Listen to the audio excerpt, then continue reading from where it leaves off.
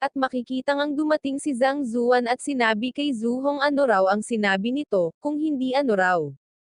At makikita namang tumakbo si Liu Yang at ito ay nag-aalala kay Xingyang.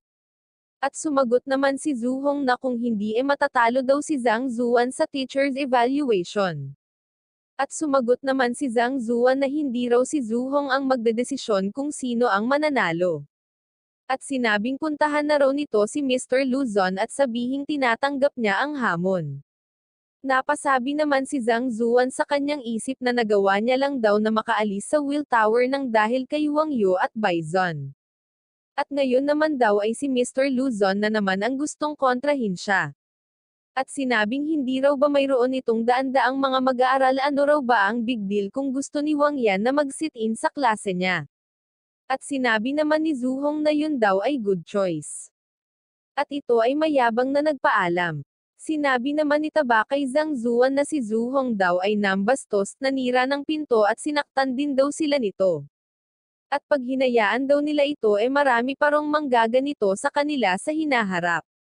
Lumingon naman si Zhu Hong at sinabing ano kulang pa raw ba ang bagbog na natanggap nito.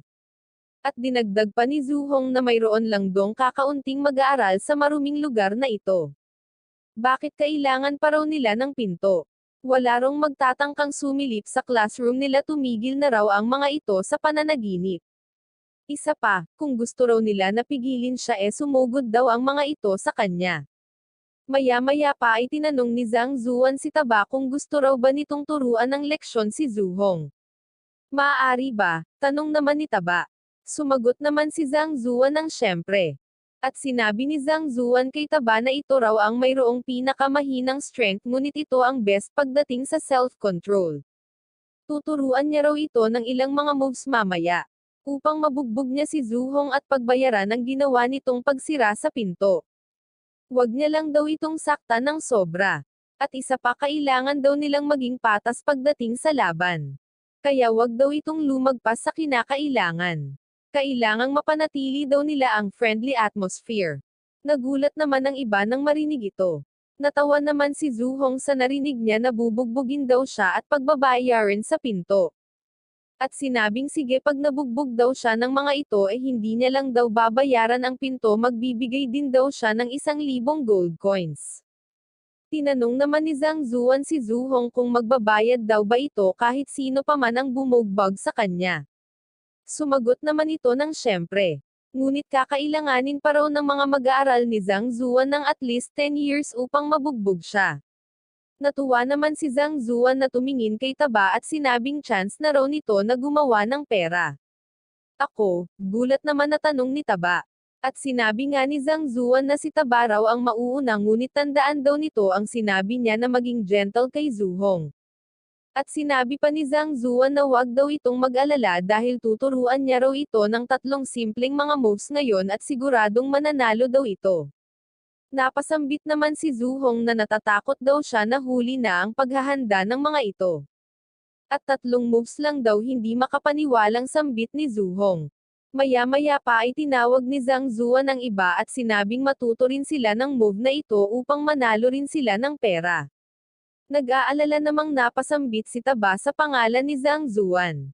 Maya-maya pa ay sinabi ni Liu Yang kay Taba na magtiwala daw ito kay Mr. Zhang Zuan. Hindi raw ito magsasalita lang ng walang kahulugan.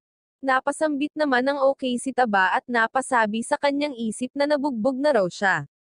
At ang malala raw na mangyari ang mabugbog daw siya uli. At sinabing makakaya niya raw ito. Maya-maya pa ay sinabi ni Zhang Zuan na tandaan daw ng mga ito ang moves na ituturo niya ngayon. Sumagot naman ng oo ang mga mag-aaral. At ipinakita na nga ni Zhang Zuan ang unang move. Ihiwa-hiwalay daw nila ang kanilang mga daliri at suntok ang kaliwang kamay. At ang pangalawang move ay igalaw daw nila ang kanilang kaliwang paa papunta sa kanan. At ang pangatlong move ay gawin daw nilang kamao ang kanilang kanang kamay at suntok ito paabanti. Hindi naman makapaniwala ang mga mag-aaral sa kanilang nasaksihan at napasabing yun na daw ba yun. Napasabi naman si Taba sa kanyang isip na nagbibiro daw ba si Zhang Zuan. Ito raw ang pinaka-basic na mga techniques. At ang ginawa raw na pag-perform ni Zhang Zuan ay standard lang. Napasabi naman si Zhu Hong sa kanyang isip na sa harapan niya pa raw itinuro ang bulok na moves na yon. At gusto pa raw ni Zhang Zuan na bugbugin siya ng mga mag-aaral nito. Ano raw ba ang tingin ni Zhang Zuan sa kanya? Patay. Maya-maya pa ay tinapik ni Zhang Zuan ang balikat ni Taba at sinabing gawin daw nito ang tatlong moves na yon. Siguradong matatalo niya raw si Zhu Hong nang walang anumang problema. Hindi naman nakaimik si Taba at napasabi sa kanyang isip na alam niya raw na hindi siya ang best na martial artist. Ngunit ang ipinakita raw ni Zhang Zuan ay mas malala pa. At ini-hype nga ni Zhang Zuan si Taba. Napasabi naman si Taba sa kanyang isip na kalimutan na lang daw yun, lalaban na lang daw siya. Napatanong naman si Zhu Hong kay Taba na gusto raw ba talaga siyang labanan nito. Siya raw ang may gusto nito at umatake na nga si Zhu Hong. Maya-maya pa ay gumamit si Zhang Zuan ng sound transmission at sinabi kay Taba na ang tatlong moves na itinuro niya, ay reverse lang daw nito ang unang dalawang moves. Palitan daw nito ng kaliwang kamay ang kanan at gamitin daw nito ang kanang paa imbes na kaliwa. Na siya namang ikinagulat ni Taba.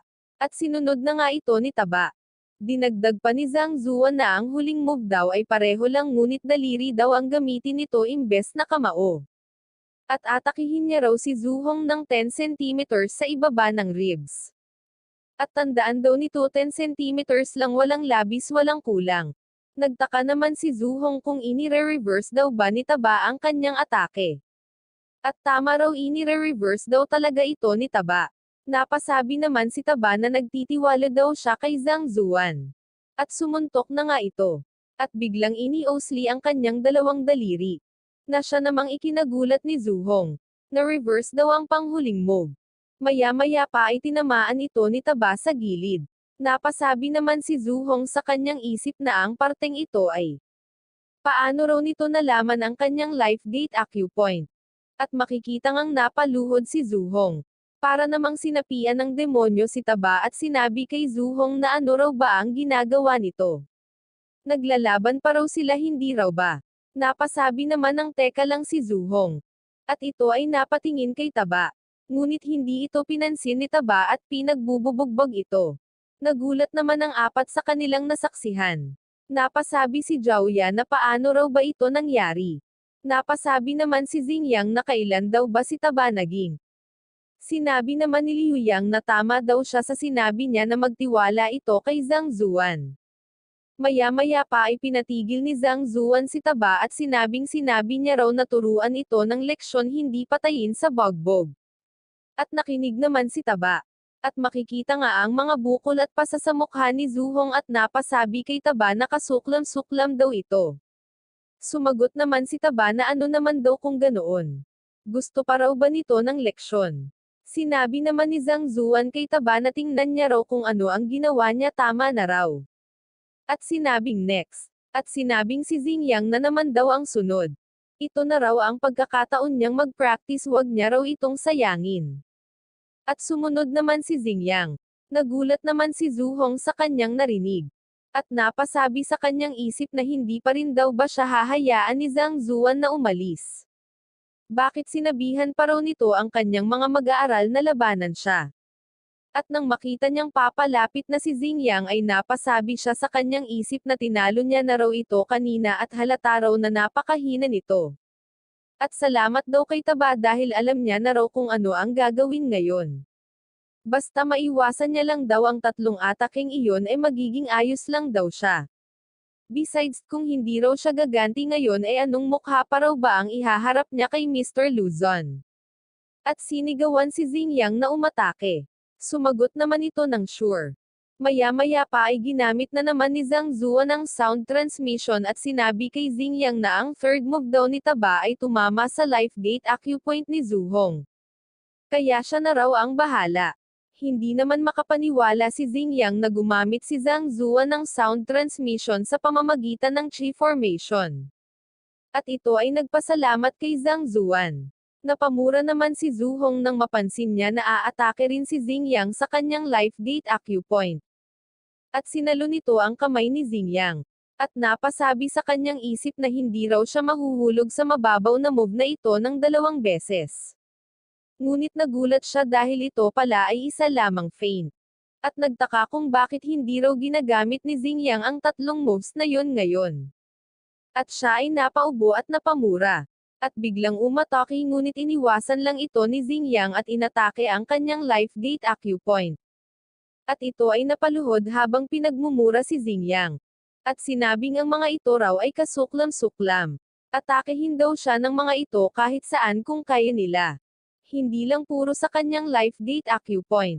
Nagsalita naman si Xingyang at sinabing kasuklam-suklam, wala rong ganito sa isang laban. Ngunit sige hindi niya raw ito aatakihin sa kanyang life gate acupoint. At sinuntok niya nga ito sa mukha. Napasabi naman si Zhu Hong sa kanyang isip na sinabi raw ni Xingyang na hindi siya aatakihin ito sa kanyang life gate acupoint ngunit umatake naman daw ito bigla. Bakit ayaw daw siyang pagpahingahin ito? Bakit ang mukha at life gate acupoint niya lang daw ang inaatake nito? Gusto niya raw ng patas at katarungan wag na raw magpasobra ang mga bullcrap na ito.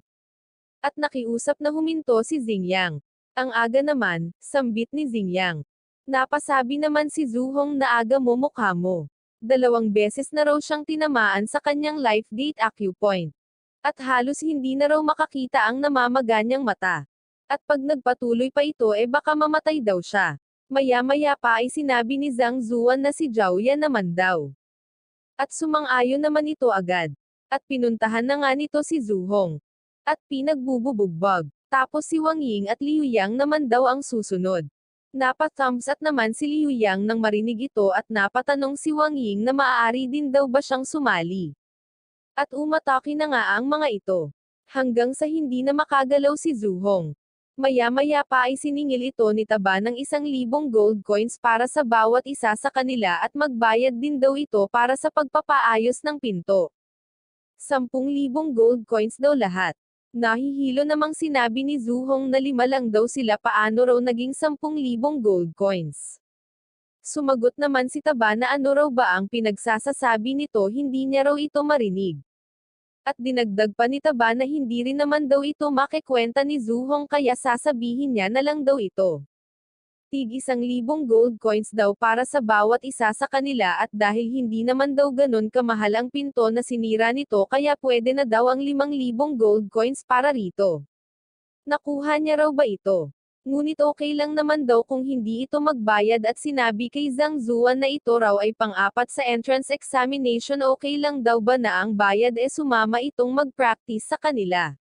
Sumagot naman si Zhang Zuan na pwede pero bilang schoolmates dapat magpigil daw sila. Maya-maya pa ay umiiyak na sinabi ni Zhu Hong na magbabayad daw siya. At lumipat ang eksena sa classroom ni Mr. Luzon. Nagtanong naman si Elder Hong kay Mr. Luzon kung sa tingin daw ba nito tatanggapin ni Zhang Zuan ang challenge. Sumagot naman si Luzon na sino raw ba ang may pakikong tanggapin ito ni Zhang Zuan o hindi. Ngayong inagaw daw nito ang kanyang mag-aaral kailangan niya raw itong turuan ng leksyon. Natuwa naman si Elder Hong sa kanyang narinig. At nagulat si Luzon nang may biglang dumating. Ito pala ay si Zhu Hong na humingi ng tulong. Hindi naman ito nakilala ni Luzon at napatanong kung sino raw ba ito. At nagulat nang nalaman niyang ito pala ay si Zhu Hong. At tinanong ito na hindi raw ba't inutusan niya ito na dalhin ang letter kay Zhang Zuan ano raw ba ang nangyari dito. Sinabi naman ni Zhu Hong na may nambugbog daw sa kanya. Napasabi naman si Luzon na bilang guro paano raw ito nagawa ni Zhang Zuan. Sinabi naman ni Zhu Hong na hindi raw si Zhang Zuan ang bumugbog sa kanya kundi ang mga mag-aaral daw nito. Nagulat naman si Luzon nang marinig ito at napatanong kung ito raw ba ay si Zhao Ya o si Xingyang. Dinagdag pa ni Luzon na pinagtulungan daw ba siya ng mga ito raw ay hindi makatarungan. Kahit pa raw hindi sila ganoon ka low rank personal daw na ginabayan ni Luzon si Zhu Hong at ito raw ay magbi-breakthrough na anumang oras. At kahit magtulungan daw yung dalawa dapat hindi raw yun o obra kay Zhu Hong. Sumagot naman si Zhu Hong na yun daw ang nangyari nung una ngunit bigla na lang daw dumating si Zhang Zuan at tinuruan sila ng free moves. At tila daw ang mga ito ay biniyayaan ng may kapal at si Taba daw ang nauna. Na siya namang ikinagulat ng dalawa. Napasabi naman si Luzon na mukhang nalaman daw nila ang life gate acupoint ni Zuhong at ang tatlong moves daw na yon ay isa lamang distraction. Napasabi naman si Luzon sa kanyang isip na ganun pa man, kung nalaman daw nila ang life gate acupoint ni Zuhong hindi raw ibig sabihin nun na panalo na sila. Dahil hindi lang daw ito ang factor na magpapanalo sa laban. Ang reaction daw ng kalaban ang makakapag-decide kung sino ang mananalo. Ngunit dahil dalawa daw ang kalaban ni Zuhong at halos magkapareho lang daw ang level ng mga ito lugi daw si Zuhong. At alam daw ni Luzon na hindi kayang malaman ng mga mag-aaral ang life gate acupoint ni Zuhong kaya siguradong si Zhang Zuan daw ang may kagagawan nito. Akala daw ni Luzon na madali lang na makalaban si Zhang Zuan. Mabuti naman dahil kung ganoon daw magiging boring daw ang laban nila. Pero ngayon tila nagiging interesting na raw ito. Ngunit hindi raw ito big deal at sinabing tutulungan niya raw na maka-breakthrough sa level 2 si Zuhong ngayon. At kapag nangyari daw yun lilipat daw ang life gate acupoint ni Zuhong at makakapaghiganti na raw ito. Nagpasalamat naman si Zuhong nang marinig ito. Maya-maya pa ay tinanong ni Luzon si Elder Hong at sinabing hindi raw ba close sila ni Elder Shang. Hindi raw ba mas malaki ang maitutulong nun kumpara sa kanya? Sumagot naman si Elder Hong na ayaw niya raw ilagay si Elder Shang sa posisyon na kung saan pipilitin nito ang mga mag-aaral ni Zhang Zuan na pumili ng bagong guro. Dahil kapag nangyari daw yun baka magsumbong daw si Zhang Zuan sa Teachers Union at maging magulo pa ang lahat. Maya-maya pa ay mayroon na namang dumating. At binati nito si Elder Hong. Ito pala ay si Mr. Wang. Napatanong naman si Luzon kung ano raw ba ang ginagawa nito rito. Sumagot naman si Mr. Wang at nagtanong kung alam daw ba nila ang nangyari sa student of the academic affairs. Bakit? Ano bang nangyari? Tanong naman ni Luzon. Sumagot naman ito na si Elder Shang ay tinanggal na raw sa office. At ito raw ay order mula sa Teachers Union. Nagulat naman ang dalawa sa kanilang narinig at napatanong si Luzon kung bakit. Sumagot naman si Mr. Wang na base daw sa narinig niya, nangyari daw ito dahil free name up ni Elder Shang ang isang guro. Ngunit mayroon din naman dong nagsabi na ito ay naging unfair sa Enlightenment Will Trial. At saan man daw doon ang totoo nalaman daw yon ng Teachers Union at tinanggal si Elder Shang. Napasabi naman si Luzon sa kanyang isip na nag-apply daw si Kaohsiung para sa Enlightenment Will Trial ngayon. Konektado daw ba kaya ang mga bagay na ito? Nagtaka naman si Luzon sa mga paratang at napasabing sino raw ba ang taong ito na ginawa ni Elder Shang ng ganun. Para daw mapatanggol nito si Elder Shang sa tulong ng Teachers Union dagdag naman ni Elder Hong. At kahit na raw isa lamang director ng Office of the Academic Affairs si Elder Shang marami daw itong malalakas na mga backer. At kaibigan din daw nito ang ibang mga elder na nasa Teachers Union. Hindi raw madali na mapatanggal ito. Sinabi naman ni Mr. Wang na narinig niya na ang may gawa daw nito ay ang walang silbing guro mula sa kanilang academy na si Zhang Zuan. Si Zhang Zuan na naman, sambit naman ni Zuhong. Hindi naman makapaniwala si Mr. Luzon sa kanyang narinig at napasabi sa kanyang isip na nagawa dong mapa-withdraw ni Zhang Zuan ang kanyang mga mag-aaral mula sa kanya at sa ilalim daw ng gabay nito nabugbog daw ang mag-aaral niya na number 4 sa entrance exam. Hindi naman makapaniwala na napasabi si Elder Hong sa kanyang isip na pinabagsak daw nito ang kanyang restaurant pagkatapos kumain dito. At ang restaurant daw na yun ay proud na nakatayo sa loob ng isang dekada ngunit hindi lang daw yun ang ginawa ni Zhang Zuan pinabagsak din daw nito si Elder Shang. At sabay na napasabi ang dalawa sa kanilang isip na si Zhang Zuan daw ba talaga ang pinakamahinang guro sa kanilang academy.